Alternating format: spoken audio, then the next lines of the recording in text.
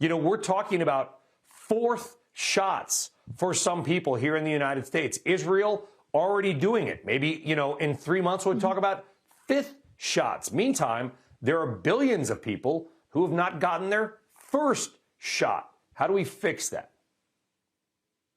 It's a big question. Thank you so much for having me. I think vaccine inequity is important for so many reasons. I think what we've learned is that when none of us is healthy, unless all of us is healthy, Dr. Tedros, the head of the WHO, is famously saying, no one is safe until all of us are safe.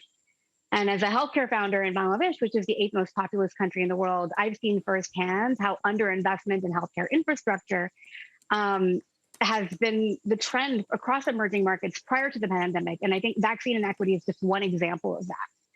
In terms of how we address it, I think you've really set up the context very well. The goal of 70% of populations being vaccinated by the middle of this year is very unlikely to be met. I think that at the current rate, more than 100 countries will fail to meet that deadline.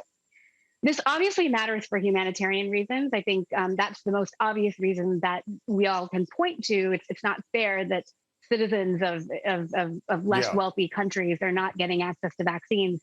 But I think we need to look at it from a more economic lens. And, the fact is that it's simply cheaper for us as a global community to invest in delivering the vaccine than not. There's substantial macroeconomic consequences of failing to vaccinate the entire world.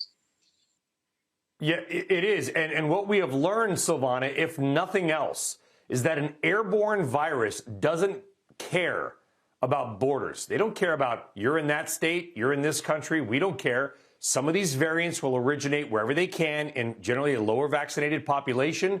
They will mutate. Somebody will have it. They will get on a plane. They will land at JFK and there will be an outbreak. Or, by the way, the reverse. It'll start here and go the other way. Point is, to knock this out globally, we must have a global approach.